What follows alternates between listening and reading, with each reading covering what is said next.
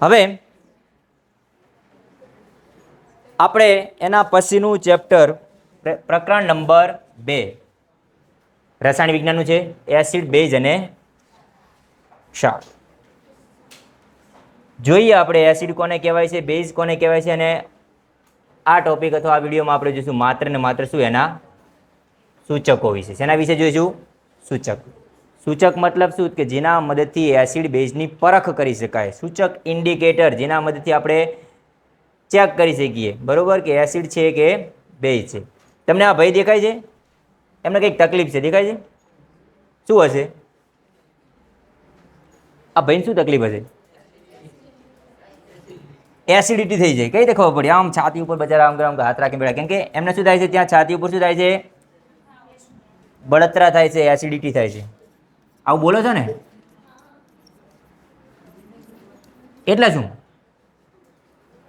કેમ એસિડિટી થાય? એસિડિટી થાય કેમ?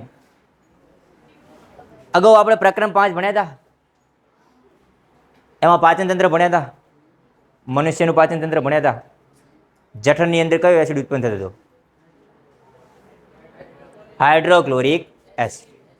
પણ ઘણી વખત એવું થાય કે તમે એવો ખતરનાક ખોરાક ખાધો હોય, ખતરનાક ખોરાક એટલે તીખો, તળેલો, વિચિત્ર પ્રકારનો એવો ખતરનાક ખોરાક ખાધો હોય તો એને પાચન થવા માટે જઠરની અંદર વધારે પડતું એસિડ ઉત્પન્ન થઈ જાય, અને વધારે પડતા એસિડ ઉત્પન્ન થવાના કારણે શ્લેષ્મા એનું કામ ના કરી શકે. શ્લેષ્માનું કામ શું હતું?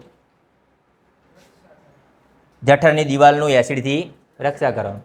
પણ એસિડનું પ્રમાણ વધી ગયું એટલે એ એસિડ રહ્યું HCl એસિડ ક્યાં પહોંચી ગયું? જઠરની દિવાલ સુધી. અને જઠર મતલબ એક પ્રકારનો આપણા અંદરનો અંગ છે ને, એને ત્વચા સુધી જો પહોંચી જાય તો પછી બળતરા મહેસૂસ થતી હોય છે, બરોબર. તો જેના કારણે એવું બને કે આપણને જે છાતીવાળો ભાગ છે ત્યાં આપણને બળતરા થતી હોય છે, એને આપણે શું કહીએ છીએ? એસિડિટી. એસિડનું પ્રમાણ વધી જાય છે, તેના કારણે આવું થાય છે. અગાઉના ધોરણમાં તમે આ બધું શીખી ગયા છો કે એસિડ કોને કહેવાય, બેઝ કોને કહેવાય, એના વિશે તમને ખ્યાલ છે. જેમ કે તફાવત આપણે જોઈ લઈએ ફટાફટ કે એસિડ કોને કહીએ છીએ. તો સૌપ્રથમ કહો તો એસિડ તમે કોને કહેતા હતા ભાઈ? બોલો, એ કેવા હોય એને એસિડ કહેવાય છે? એસિડ સ્વાદે કેવા હોય છે? એસિડ સ્વાદે ખાટા હોય છે, આવું તમે ભણેલા છો. અને બેઝ સ્વાદે તુરા હોય છે. બેઝ સ્વાદે કેવા હોય? તુરા એટલે કેવા? હળદર જેવું કંઈક ખાઓ, એની ફાંકી કરો, સ્વાદ કેવો આવે છે? એ રીતનો સ્વાદ આપણે કહીએ, બરોબર. તો એસિડ સ્વાદે કેવા હોય? ખાટા હોય. બેઝ સ્વાદે કેવા હોય? તુરા હોય છે. બીજું, એસિડની અંદર હાઇડ્રોજન આયન આવેલો હોય, H+ આયન આવેલો હોય. મતલબ એવું દરેક પ્રકારના એસિડ હશે કે જેની અંદર હાઇડ્રોજન આયન આવેલો હોય છે, એને આપણે એસિડ કહીએ છીએ. જ્યારે બેઝમાં શું હોય ખબર છે? Hydroxide ion, OH-. આ કયો કે આને હાઇડ્રોક્સાઇડ કહીએ છીએ આપણે, અગાઉ નામ જોયું હતું. OH એટલે હાઇડ્રોક્સાઇડ શબ્દ વાપરતા હતા. ઓકે, તો એસિડના દરેક સૂત્રમાં કોમન શું હશે? હાઇડ્રોજન, એટલે કે હાઇડ્રોજન આયન, સોરી. અને બેઝના દરેક સૂત્રમાં કોમન શું હશે? OH. સૂત્રની અંદર OH આપેલો હશે, તમારે સમજી જવાનું કે આ શું છે? બેઝ. જો H આપેલો હોય સૂત્રની અંદર, એકાદો H હોય તો શું આપણે સમજવાનું? એસિડ. ચલો આવા થોડાક એસિડ બેઝના ઉદાહરણ લઈ લઈએ. 4 એસિડ 4 બેઝ, આટલા 4 ઉદાહરણો તમારે યાદ રાખવાના. તમારા આ ચેપ્ટરમાં બધું આવી જશે, બરોબર. અમુક એક તો બહાર આવી જાય, તો બાકી 4 એસિડના નામ યાદ રાખવાના, 4 બેઝના યાદ રાખવાના. તમને જો પ્રોપર કીધું ના હોય ને કે આ જ પ્રક્રિયા કરો અથવા આ જ એસિડની પ્રક્રિયા કરો, તો તમે તમારી રીતે કોઈ પણ એસિડ લઈ શકો, કોઈ પણ બેઝ લઈ શકો. તો હું તમને 4 એસિડ ને 4 બેઝ લખાવું છું, તમે લખી નાખજો અને યાદ રાખી લેજો, મગજમાં બેસાડી દેજો. પહેલો છે HCl. HCl એટલે શું? એનું નામ પણ યાદ રાખવાનું, હાઇડ્રોક્લોરિક એસિડ. Hydrochloric acid. કેમ કે હવે પછી હું HCl ના પણ બોલું, હું હાઇડ્રોક્લોરિક એસિડ બોલું તો તમારે સમજી જવાનું એક કયો એસિડ છે? HCl છે. બીજો છે H2SO4. આનું નામ છે સલ્ફ્યુરિક એસિડ. શું નામ છે? Sulphuric acid. કંઈ નવું છે નહીં, અગાઉ તમે ભણેલા છો એ જ છે. ત્રીજો છે HNO3. આને કહેવાય નાઇટ્રિક એસિડ. અને ચોથું આપણે લખીએ CH3COOH. હવે અહીંયા OH એ આ OH નથી હો, એ કાર્બોક્સિલિક એસિડનો સમૂહ છે એટલે COOH આપણે લઈએ છીએ. તો CH3COOH આને આપણે કહીએ ઇથેનોઇક એસિડ.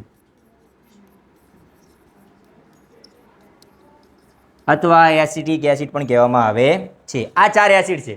હવે હું આ નામ બોલું તો તમારે સમજી જવાનું કે એના સૂત્ર શું થશે. સલ્ફ્યુરિક એસિડ બોલું તો તમારે સમજવાનું H2SO4, નાઇટ્રિક એસિડ એટલે HNO3, હાઇડ્રોક્લોરિક એસિડ એટલે HCl અને ઇથેનોઇક એસિડ એટલે CH3COOH. યાદ રહેશે?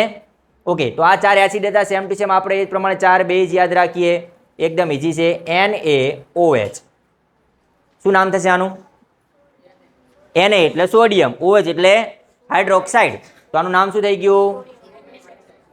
Sodium hydroxide. હું આખું લખતો નથી, તમે સમજી જવું. Sodium hydroxide. બીજા નંબરમાં KOH. ચલો આનું નામ શું થશે? K એટલે પોટેશિયમ. પોટેશિયમ, આવું ભૂલી ના જશો. Potassium hydroxide. ત્રીજું છે CaOH2. કેમ? કેમ કે Ca ની સંયોજકતા અગાઉ શીખવાડી હતી, +2 હતી, જ્યારે OH ની -1 છે. તો કેટલા OH લેવા પડે? 2. આનું નામ શું થશે? હા, શું થાય? Calcium hydroxide. અને ચોથા નંબરનું લખી નાખો MgOH2. આને કહેશું મેગ્નેશિયમ હાઇડ્રોક્સાઇડ. ઓકે, આ 4 એસિડ ને 4 બેઝ મગજમાં બેસાડ દો, કેમ કે પ્રક્રિયા પૂછે ને તો આમાંથી જ લખવાની આપણે. ઓકે, તો આ સિમ્પલ એક સાદા એસિડ બેઝના આપણે તફાવત હતા ને. અગાઉ તમે આ તફાવત વિશે જાણતા પણ હતા, બરોબર? અગાઉ તમે આ અથવા આના વિશે તમે જાણો પણ છો, બેઝિક છે. ઓકે, યાદ રહેશે? તો હવે આપણે જોઈએ આ એસિડ બેઝની અંદર એમના સૂચકો. સૂચક એટલે શું? મતલબ કે એને કઈ રીતે પરખવામાં આવે છે. એસિડ બેઝના સૂચક શું દર્શાવે છે? એસિડ બેઝના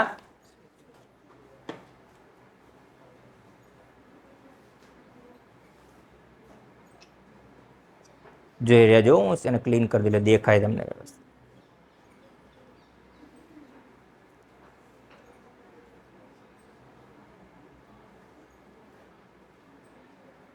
ઓકે, તો એસિડ બેઝના સૂચકો કોને કહેશું? તો 2 પ્રકારના સૂચક છે. આમ તો 3 પ્રકાર લેવામાં આવે છે, બરોબર? મેં અહીંયા 2 લખ્યા છે, કુદરતી અને કૃત્રિમ. આ બંને વિશે પણ તમને ખબર હોય ને. કુદરતી એટલે શું? કુદરતીનો મતલબ શું થાય? કે જે કુદરતમાંથી મળી આવતા હોય એવા. કૃત્રિમ મતલબ શું થાય? તો કે જે માનવ સર્જિત હોય, મનુષ્ય બનાવ્યો અથવા એને લેબમાં આપણે ઉપયોગ કરતા હોય, પ્રયોગશાળામાં ઉપયોગ કરતા હોય, એ રીતના. તો કુદરતી સૂચકની વાત કરીએ તો કુદરતી સૂચક કોણ છે? તો અહીંયા એક તમને દેખાય છે, તમને ખબર શું છે? શું છે આર્યું? હળદર. હળદર પણ એક પ્રકારનો એક સૂચક છે. બેઝિક સમજીએ. સૂચકનો મતલબ શું થાય? સૂચક એટલે જેના મદદથી, જે પદાર્થ, જે વસ્તુ, જેના મદદથી તમે એસિડ અને બેઝને પરખ કરી શકો છો, ચકાસી શકો કે જેના મદદથી આ પદાર્થ એસિડ છે કે આ પદાર્થ બેઝ છે, એવું ચેક કરી શકો. એને આપણે શું કહીએ? સૂચક. ઓકે, હા બોલો. એકદમ બ્લેક થઈ ગયું છે, એ હવે ઊભું રહેવું પડશે.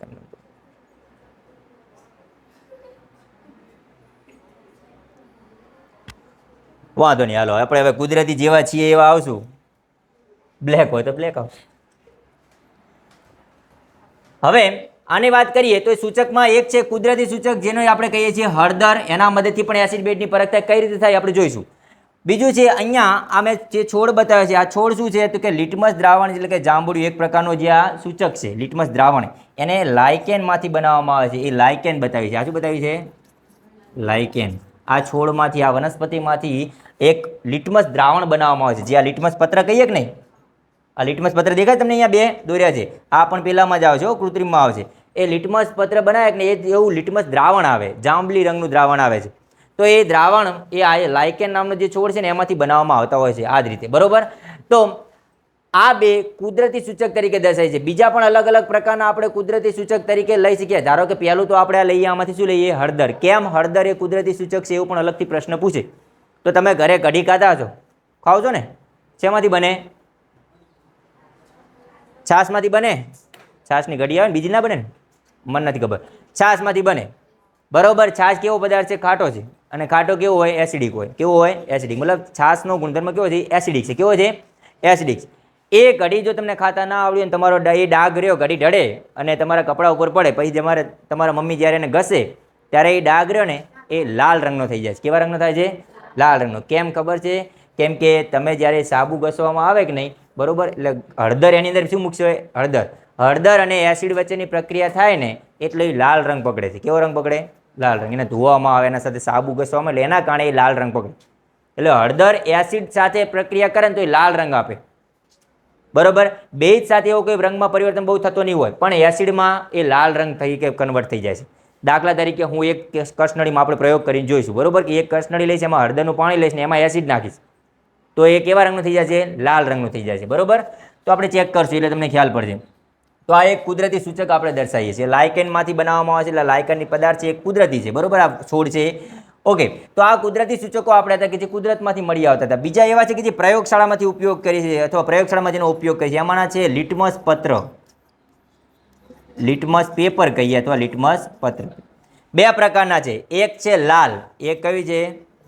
લાલ લિટમસ પત્ર, અને બીજું છે ભૂરું લિટમસ પત્ર. કયું છે? ભૂરું લિટમસ પત્ર. બે પ્રકારના લિટમસ પત્ર છે. પછી અહીંયા મેં દર્શાવ્યું છે એ અલગ સૂચક છે જે પ્રયોગશાળામાં ઉપયોગ કરવામાં આવે છે, જેમાંનું આ પહેલું આ સૂચક દર્શાવ્યું છે જેનું નામ છે ફિનોલ્ફથેલિન. કયું નામ છે? ફિનોલ્ફથેલિન, બરોબર. ફિનોલ્ફથેલિનનો રંગ કેવો છે? કે રંગવિહીન છે. પોતે કેવું છે? રંગવિહીન એક દ્રાવણ છે. ફિનોલ્ફથેલિન એક કેવું છે? રંગવિહીન દ્રાવણ છે. પણ આ સૂચક છે આર્યું.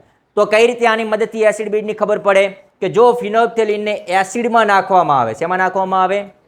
અથવા ફિનોલ્ફથેલિનના ટીપા નાખવામાં આવે એસિડની અંદર, તો એસિડના અથવા એસિડ આપણે કહીએ ને એસિડમાં કોઈ રંગ હોય નહીં, એ રંગ મતલબ કે રંગવિહીન જ હોય છે. તો એસિડમાં એના ટીપા નાખવામાં આવે ને તો એ રંગવિહીન જ રહે છે. એસિડ કેવું હોય? રંગવિહીન રહે.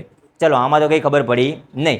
પણ જો બેઝમાં નાખવામાં આવે ને ફિનોલ્ફથેલિન, તો બેઝ પણ રંગવિહીન હતું, પણ ટીપા નાખ્યા પછી એનો રંગ કેવો થઈ જાય? ગુલાબી થઈ જાય. કેવો રંગ થઈ જાય છે? ગુલાબી. મતલબ આના ઉપરથી એક તારણ નીકળે, ફિનોલ્ફથેલિનના ટીપા નાખો, જો રંગ ગુલાબી થઈ જાય તો એ દ્રાવણ શું હશે? બેઝ હશે. પણ રંગમાં કોઈ પરિવર્તન ના થાય તો એ દ્રાવણ શું હશે? એસિડ હશે. સમજી ગયા? ચલો, આ એક સૂચક હતો જેને આપણે કીધો ફિનોલ્ફથેલિન. બીજો છે મિથાઇલ ઓરેન્જ. એનું નામ છે એવો જ એનો કલર, મિથાઇલ ઓરેન્જ, બરોબર. હવે મિથાઇલ ઓરેન્જ, ઓરેન્જ મતલબ એનો રંગ પણ કેવો હશે? ઓરેન્જ. ગુજરાતીમાં કહીએ તો નારંગી. કયો રંગ હશે? છે દેખાય છે વચ્ચેવાળું? ઓકે. એ વચ્ચેવાળું રહ્યું ને એ સૂચક છે. ઓકે. એ સૂચકને જો બેઝમાં નાખવામાં આવે, દેખાય છે NaOH લખ્યું છે, મતલબ બેઝ. NaOH શું આવે? બેઝ. આપણે અગાઉ જોયું હતું ને. તો જો એ મિથાઇલ ઓરેન્જના ટીપા બેઝમાં નાખવામાં આવે તો એ દ્રાવણ કેવા રંગનું બન્યું? કેવું દેખાય તમને? પીળા રંગનું. કેવું દેખાય છે? પીળા રંગનું થાય છે. અને જો એ મિથાઇલ ઓરેન્જના ટીપા એસિડમાં નાખવામાં આવે તો એસિડનો રંગ કેવો થઈ જશે? લાલ અથવા નારંગી લાલ રંગ થાય છે. જો આમાં શું થતું હતું? એસિડ રંગવિહીન થઈ જતું હતું ને બેઝ ગુલાબી રંગ થઈ જતું. મિથાઇલ ઓરેન્જ નાખો તો બેઝ એ પીળા રંગનું થાય છે અને એસિડ લાલ રંગનું થાય છે. તો આ બે સૂચક હતા. ત્રીજા નંબરનું સૂચક આપણે અહીંયા લઈએ છીએ જેને આપણે કહીએ છીએ લિટમસ પેપર. બે પ્રકારના લિટમસ પેપર છે, એક લાલ છે અને એક ભૂરું છે. વાદળી એટલે ભૂરું, બરોબર. ઓકે. તો લાલ લિટમસ પેપરમાં શું થાય છે? તો કે લાલ લિટમસ પેપર હોય, લિટમસ પેપરને આપણે એસિડ અને બેઝ બંનેમાં ડૂબાડવામાં આવે. એસિડ અને બેઝમાં શું કરવામાં આવે? ડૂબાડવામાં આવે. એટલે એનો રંગ પરિવર્તન થતો હોય છે. જેમાંની વાત કરીએ લાલ લિટમસ પત્ર. લાલ લિટમસ પત્રને જો એસિડમાં ડૂબાડવામાં આવે તો એના રંગમાં કોઈ પરિવર્તન થતો નથી, મતલબ લાલ જ રહેશે. પણ જો એ લાલ લિટમસ પત્ર બેઝમાં ડૂબાડવામાં આવે તો લાલમાંથી ભૂરું બની જાય. લાલમાંથી કઈ બની જાય? આજે વાદળી રંગ છે કે નહીં, એવો થઈ જાય. ખબર પડી? લાલ લિટમસ પત્રને એસિડમાં ડૂબાડવામાં આવે તો એનામાં કોઈ રંગ પરિવર્તન થતો નથી, પણ બેઝમાં ડૂબાડવામાં આવે તો લાલનું શું થઈ જાય છે? ભૂરું થઈ જાય છે. એ જ રીતે ભૂરા લિટમસ પત્રને જો એસિડમાં ડૂબાડવામાં આવે તો ભૂરાનો લાલ થઈ જાય. ભૂરામાં એસિડ અસર કરે છે, લાલમાં અસર કરતું નથી. પણ ભૂરામાં બેઝ અસર નથી કરતું. એનો મતલબ શું થયો? તો કે ભૂરા લિટમસ પત્રને બેઝમાં ડૂબાડવામાં આવે તો કોઈ રંગ પરિવર્તન થતો નથી. ખબર પડી? ના સાહેબ, ફરતી જોઈએ. કઈ રીતે ખબર પાડશું? અલગ રીતે. જો હવે વાત કરીએ સૂચકોને આપણે અલગ અલગ રીતે દર્શાવી દીધા એસિડ બેઝની અંદર. કઈ રીતે? દાખલા તરીકે આપણા પાસે 3 એસિડ છે અને 3 બેઝ છે. ઓકે, દેખાય છે 3 એસિડ 3 બેઝ. હવે વાત કરીએ આ 3 એસિડના ઉદાહરણ 3 બેઝના ઉદાહરણ. પહેલાં લઈએ એમને લાલ લિટમસ પેપર સાથે પ્રક્રિયા કરીએ. એસિડ અને બેઝની કોના સાથે કરી? લાલ લિટમસ પેપર સાથે. જ્યારે લાલ લિટમસ પેપરને એસિડમાં ડુબાડવામાં આવે ત્યારે લાલ લિટમસ પેપર ઉપર કોઈ અસર થતી નથી. સમજી ગયા? લાલ ઉપર કોઈ અસર થશે નહીં, પણ કોનામાં? એસિડ સાથે. કોઈ રંગ પરિવર્તન થશે નહીં. પણ જો લાલ લિટમસ પેપરને બેઝના સંપર્કમાં લાવવામાં આવે અથવા બેઝમાં ડુબાડવામાં આવે તો લાલ લિટમસ પેપર જેટલો ભાગ ડૂબેલો હોય ને એ કેવા રંગનો થઈ જાય છે? ભૂરા રંગનો અથવા ભૂરા રંગમાં પરિવર્તન પામે છે. બરોબર? તો આ હતું લાલ લિટમસ પત્રને એસિડ અને બેઝ સાથે પ્રક્રિયા. તો લાલ એસિડ સાથે કોઈ પ્રક્રિયા નથી કરતું. લાલ બેઝમાંથી બેઝ માટે શું કેવી પ્રક્રિયા કરે છે કે લાલમાંથી શું બની જાય? ભૂરું બને છે. ચલો આ જ રીતે આપણે ભૂરા લિટમસ પેપર વિશે જોઈએ. તો ભૂરા લિટમસ પેપરમાં શું થશે કે ભૂરા લિટમસ પેપરને જો એસિડના સંપર્કમાં લાવવામાં આવે તો એ ભૂરામાંથી શું બની જાય છે? લાલ બની જાય છે. અને ભૂરા લિટમસ પેપરને બેઝ સાથે પ્રક્રિયા કરવામાં આવે તો કોઈ અસર થતી નથી. ઓકે, તો આ રીતે આપણે લિટમસ પેપર વિશે સમજ્યા. હજુ ખબર ના પડી? ચલો ત્રીજી રીતે જોઈએ કે કઈ રીતે આપણને આ યાદ રાખવું, કન્ફ્યુઝન થાય નહીં એ. તો યાદ રાખો, એ એટલે કે એસિડ ભૂરાને શું બનાવે છે? લાલ બનાવે છે. એસિડ ભૂરાને શું બનાવે છે? ભૂરો કોણ? ભૂરો કોઈ છોકરો નથી અને લાલ કોઈ લાલો નથી. ભૂરો એટલે ભૂરું લિટમસ પેપર અને લાલ એટલે લાલ લિટમસ પેપર. એસિડ ભૂરા લિટમસ પેપરને લાલ બનાવે છે. એ ભૂલા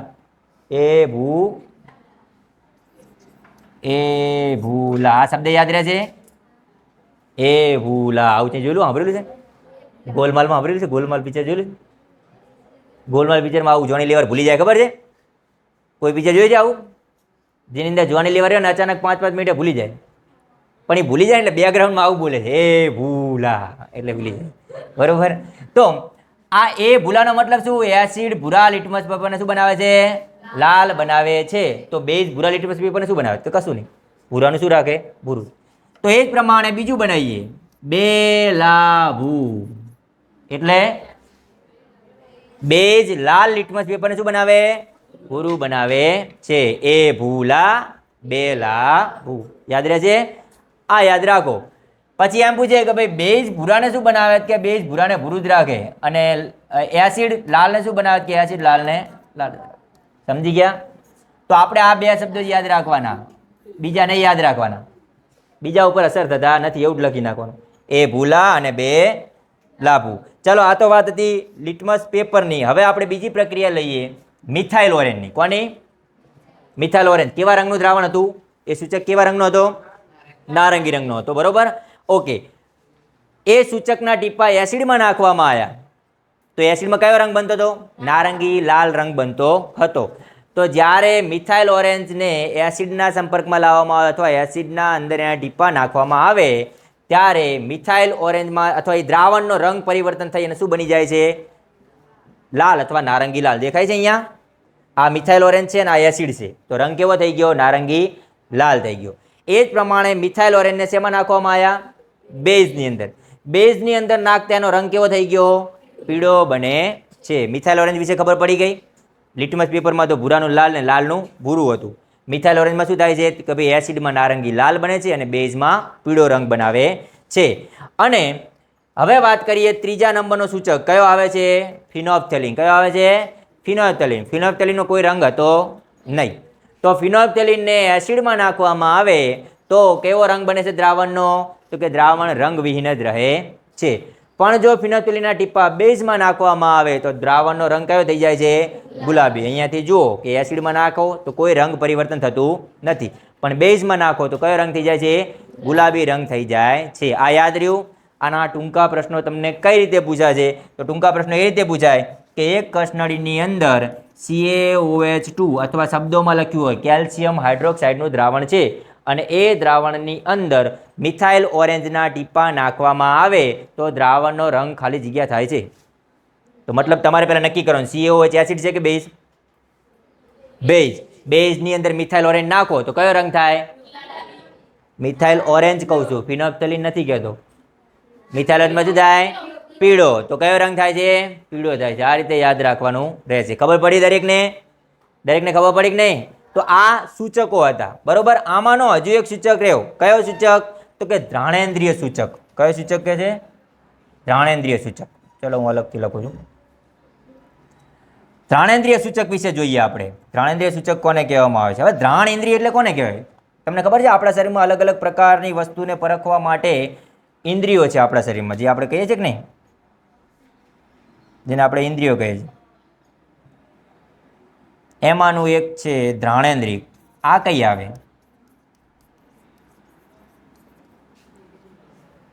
આ કઈ ઇન્દ્રિય છે? ઘ્રાણેન્દ્રિય. જેમ કે દેખવા માટે આપણા પાસે જે આંખ છે, આંખ એક ઇન્દ્રિય કહેવાય, જે વસ્તુને દેખી છે, દેખીને પારખે છે. કાનનું કામ શું છે? સાંભળવાનું. અવાજ સાંભળી અને કહી શકે, ધારો કે દૂર કોઈ અવાજ આવ્યો, આમ આ વંડી પેલી બાજુ, તો તમને ખબર પડે કોનો અવાજ છે? માણસનો છે, કૂતરાનો છે, વાંદરાનો છે, કે કોઈ બીજા કોઈ પ્રાણીનો? તમને ખબર પડે કે નહીં? તો એ અવાજ ઉપરથી ખબર પડે છે કાનના મદદથી. પણ ઘ્રાણેન્દ્રિય મતલબ શું? નાક આપણું. કોણ છે? નાક. નાકનું કામ શું છે? ઇજ્જત બતાવવાનું. એ જ છે ને? નહીં કહેતા ભાઈ નાક કપાયું. એના સિવાયનું બીજું કામ શું છે? તો કે સૂંઘવાનું. શું કામ છે? શું પરખે છે? વાસ અથવા સુગંધ, દુર્ગંધ અથવા સુગંધ, અથવા કોઈ વાસ ઉપરથી તમે ચેક કરી શકો કે આ શેની સ્મેલ આવે છે, જો તમે જાણતા હોય તો. અમુક સારી સ્મેલ હોય, અમુક કેવી હોય? ખરાબ પણ હોય. બરોબર. તો ઘ્રાણેન્દ્રિય સૂચકનો મતલબ શું? તો એ સૂચક બીજું કોઈ નહીં કે આપણું નાક એને પરખે છે. કઈ રીતે? કે સ્મેલની મદદથી, વાસની મદદથી. તો એ કઈ રીતે પરખવામાં આવે? એવા સૂચકો કયા કયા છે? તો એવા સૂચક છે લવિંગ, જે તેજ સ્મેલ વાળા હોય ને એવા જ. લવિંગ, ડુંગળી, વેનીલા આર્ક, મરી પણ કહી શકીએ. ચલો, આ બધા રહ્યા ને, આમાં સ્મેલ સારી આવે અલગ અલગ રીતે. તીવ્ર સ્મેલ ધરાવે છે આ બધા કેવી સ્મેલ ધરાવે? તીવ્ર સ્મેલ. તમે આમ ડુંગળી કોઈ દિવસ ઊંઘી શકે? કેમ કે એની સ્મેલ કેવી છે? તીવ્ર છે. લવિંગની સ્મેલ તીવ્ર આવે. વેનીલા આર્ક છે, તમે વેનીલા આઈસ્ક્રીમ ખાવ છો? આઈસ્ક્રીમ ખાધેલો છે ને?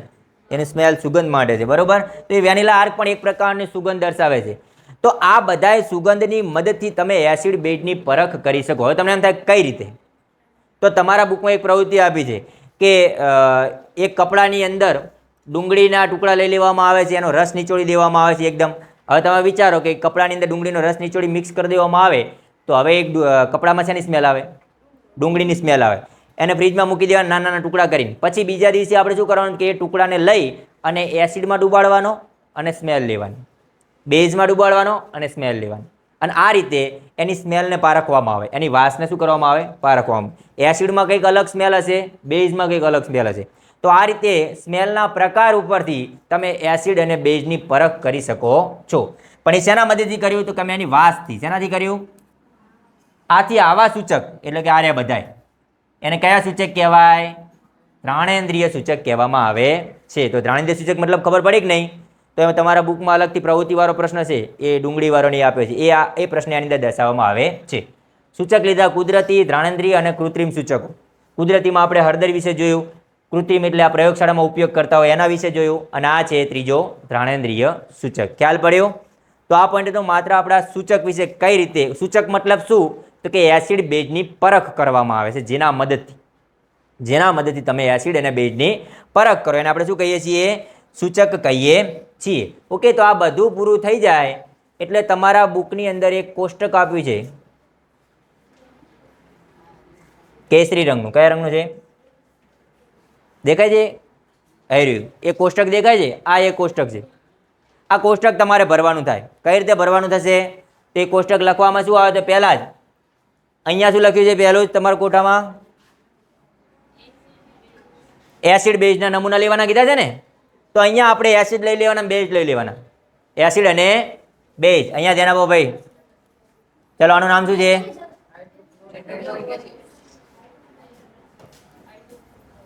આનું નામ સોડિયમ હાઇડ્રોક્સાઇડ. ચલો, આનું નામ સલ્ફ્યુરિક એસિડ. આનું નામ નથી દેખાતું તો જુઓ. હવે દેખાણા? Calcium hydroxide, sulphuric acid, nitric acid, magnesium hydroxide. એક હજુ લઈ લઈએ આપણે.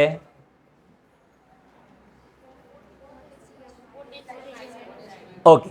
હવે જુઓ, ચલો હાઇડ્રોક્લોરિક એસિડને લાલ લિટમસ પેપર એની અંદર ડુબાડવામાં આવે તો શું થાય?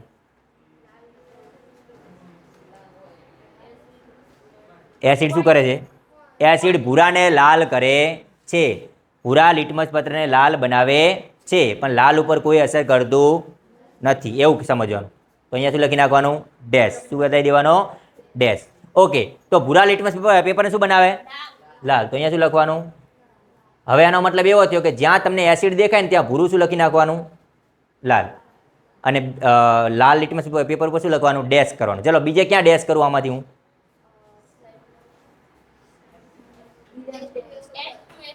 Very good. અહીંયા એસિડમાં ડેશ કરો. અહીંયા શું લખી નાખું? ભૂરા લિટમસ પેપરને શું બનાવે છે? લાલ બનાવે છે. લાલ લિટમસ પેપર કન્વર્ટ. ચલો પછી જેમાં કરું આમાં કરું કે નહીં? ઓકે, અહીંયા શું લખી નાખું? લાલ અથવા લાલ કન્વર્ટ કરે છે. ઓકે, હવે કશામાં લખું? હવે લખું કશામાં? કેમ કે અહીંયા શું છે? આ બધાય એ બધા શું છે? બેઝ છે. તો ચલો પહેલા એસિડ પૂરા કરી નાખીએ. મિથાઇલ ઓરેન્જમાં એસિડની શું અસર થાય છે? નારંગી લાલ રંગ બને છે. બરોબર, નારંગી લાલ. તો જ્યાં જ્યાં એસિડ દેખાય ત્યાં શું લખી નાખું? નારંગી લાલ. અહીંયા પણ લખી નાખું નારંગી લાલ રંગમાં કન્વર્ટ કરે છે. ફિનોપ્થેલિનમાં શું થાય છે? એસિડમાં રંગવિહીન જ રહે છે. કેવું રહે છે? રંગવિહીન. તો અહીંયા શું લખી નાખવાનું? રંગવિહીન. અહીંયા પણ લખી નાખું રંગવિહીન. અને અહીંયા લખી નાખું, સોરી, અહીંયા પણ લખી નાખું રંગવિહીન. આ બધા એસિડ હતા એટલે આવી પ્રક્રિયા કરે. બાકીના શું છે હવે? બેઝ. ઓકે, બેઝની અંદર હું લાલ લિટમસ પેપર ડુબાડું તો શું થઈ જાય? લાલ લિટમસ પેપરનું ભૂરું બને. શું બને છે? ભૂરું બને છે. ચલો અહીંયા પણ ભૂરું લખી નાખું, અહીંયા પણ ભૂરું લખી નાખું, અહીંયા પણ લખી નાખું ને, અને લાસ્ટમાં પણ ભૂરું. ઓકે, ભૂરા લિટમસ પેપર ઉપર શું અસર થશે? કોઈ અસર થતી નથી. તો અહીંયા બધે શું કરી નાખું? ડેશ. કેમ કે એ બેઝ છે. ચલો મિથાઇલ ઓરેન્જના ટીપા નાખવામાં આવે બેઝમાં તો શું થાય? પીળા રંગ બને છે. કયા બને છે? પીળો રંગ. ચલો અહીંયા પણ પીળો લખી નાખું, અહીંયા પણ પીળો લખી નાખું ને અહીંયા પણ. અને ફિનોપ્થેલિનના ટીપા નાખવામાં આવે બેઝમાં તો કયો રંગ થાય? ગુલાબી. બસ આવું તમને પ્રશ્ન પૂછે તો તમને પહેલાં નક્કી શું કરવાનું? તમારે એસિડ લીધું છે કે બેઝ? બીજું શું નક્કી કરવાનું? કયો સૂચક લીધો છે? આ બધા શું છે? સૂચક. અને આ બધા શું છે? એસિડ અને બેઝ. ઓકે, તો આ રીતે તમારે એ આખો કોઠો રહ્યો ને એ ભલે તમારા જગ્યા એટલી હોય, તમારે બુકમાં સોરી ચોપડામાં લખો કે નહીં ત્યારે તમારે 4 એસિડ ને 4 બેઝ લેવાના અને આમ બનાવી દેવાનું. બરોબર, સળંગ લખવા હોય તો સળંગ લખજો, આડાવડા લખવા હોય તો આડાવડા લખી અને આ કોષ્ટક પૂરું કરવાનું રહેશે. ખ્યાલ પડે દરેકને? ખબર પડી કે નહીં? તો આ હતા એસિડ બેઝના સૂચક.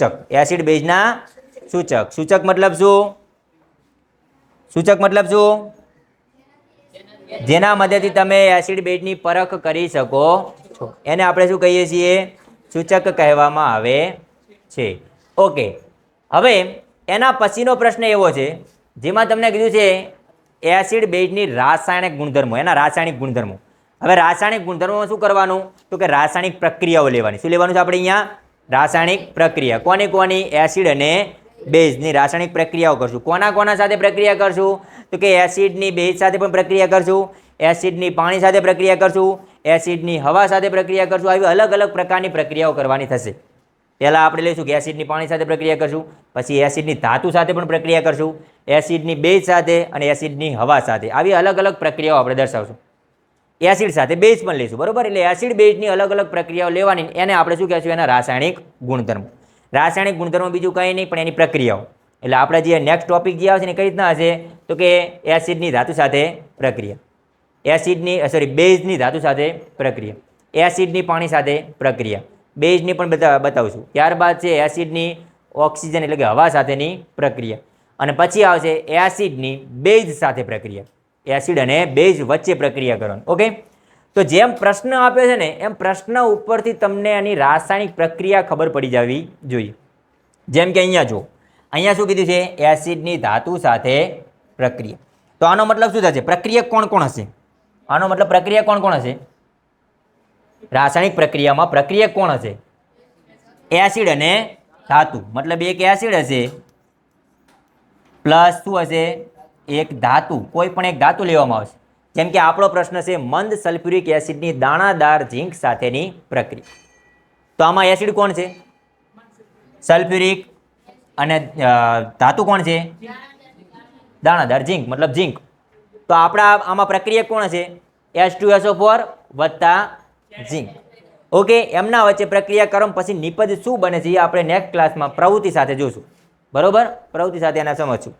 તો આટલા પોઈન્ટની અંદર આપણે ધ્યાન રાખશું કે આની અંદર આપણે માત્ર જોઈશું સૂચક વિશે. ઓકે, હવે જોઈશું એના પછીનો પોઈન્ટ એસિડની શેના સાથે? ધાતુ સાથે પ્રક્રિયા.